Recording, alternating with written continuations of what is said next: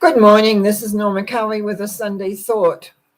Maybe on another Sunday I wouldn't be here. Excuse me again.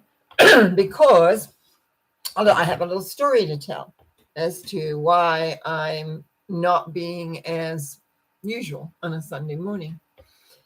On Thursday, my family came up and we held a memorial service, just small for us, and went out for lunch in just remembering my ex-husband who passed away a couple of weeks ago.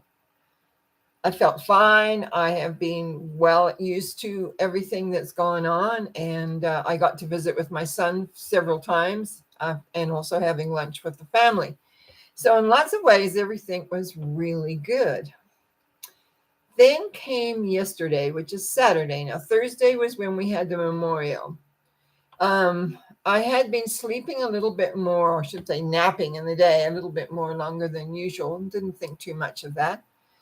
And then yesterday I went out for lunch with a friend. And on the way back, I began not feeling too good.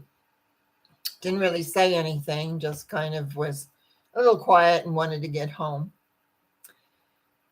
Came on the drive, which is about 20 minutes from my friend's place to mine.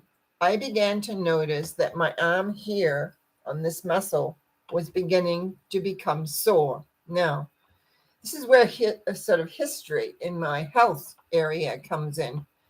Oh, at around 2008, 9, they didn't know what was wrong with me for a while, but was finally diagnosed with, can't even remember the name. Boy, I'm really out of it today.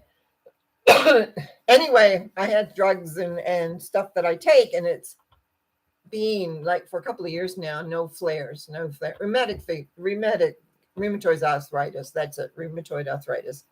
But the funny thing is that it's usually in my muscles and very often in my arms more than anything. But I haven't had any flares for a long time. And then coming home, I noticed this arm beginning to tighten up. And I went, oh, that's really weird. So I got home and I'm recovering. The last little bit of surgery on my left arm is sort of still sore. And so it was like I was not feeling a very happy camper. Anyway, I had a nap, and that was a much longer nap than usual.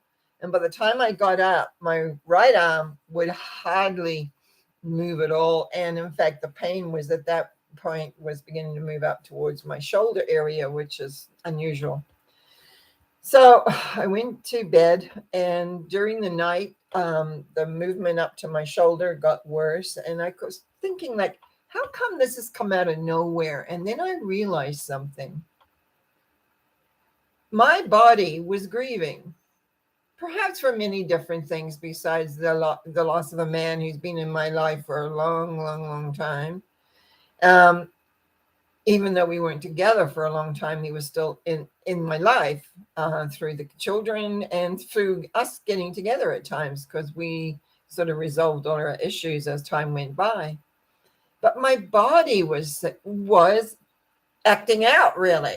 And that's what I wanted to talk about today, because very often we don't realize that mentally we may be okay with a situation, but the body memory, the body itself is going, this is not good. This is not nice. This is not what we want. And so even today, here I am with two arms that don't really want to work right. My left elbow is still sore from the healing. My right arm doesn't want to go anywhere. I can't put it up, basically. I have to lift it, and I only got about this much space I can lift it. But I decided it's Sunday. I have my Sunday thought. I'm always one thing. I'm very committed to what I have said I would do. But what I really wanted to say is that very often grief is not always, when we look at I think it's 5 stages of grief, your body can get involved too. Your body can say, don't like this. This is sad. This is not good. And very often it isn't always exactly what it appears to be. A lot of it was, my family came, they were here, they left. So again, that probably played a part too as well. So it's like, remember, your body has a life of its own also.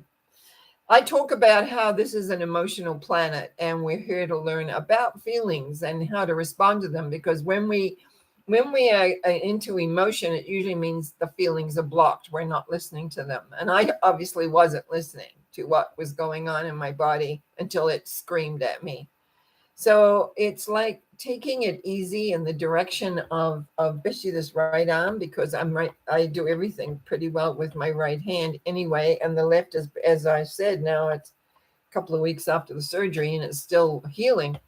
So it really has cramped my style, so to speak. That I know that the body, and I do acknowledge my body a lot because it carries many things through my life, a lot within my life. And so consequently, we forget very often, especially right now with all the talk about, you know, emotions are no, feelings are no good. We're supposed to be more mental. I disagree with that personally. I find that we're here to combine the two. We want balance. Balance is a word I don't hear too much from people. We need to be balanced. We need to know what our ideas are, what our thoughts are. So when the body begins to complain, especially with an old complaint that hasn't really raised its head for a long time, it's like we got to pay attention. We've got to give ourselves the TLC that it needs and requires, and all those things that go along to making life worthwhile.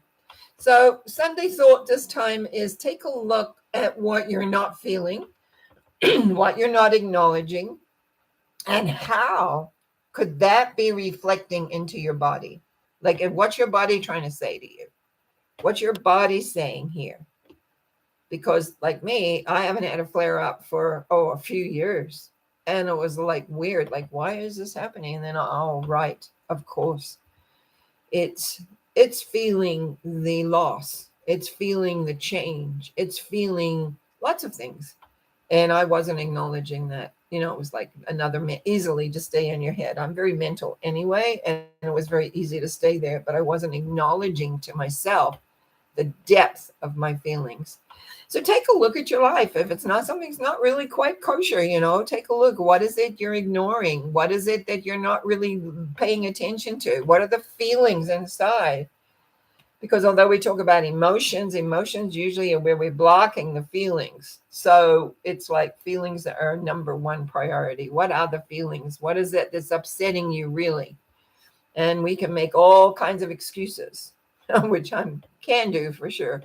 But it's like, let's get down to the nitty gritty. So grief, we all lose somebody at some point of time in our lives, whether they're young, whether they're middle aged, whether they're elderly, and it's their time to go. So, how do we handle that and how do we deal with that? I have a faith, I have a belief, I have an awareness of that, which came through many years of study and becoming more aware of the process of life after death. But at the same point, my body, as of yesterday afternoon, said something very different to me. So I'm having to take care of it, and it will be taken care of. So it'll be fine by Monday, tomorrow night. Monday, mental mind treatments will be back. Then Wednesday, Norma Talks will be back. And we just carry on because that's my schedule that I need to adhere to, and I can rest in between times. Blessings to all. Have a great day and enjoy.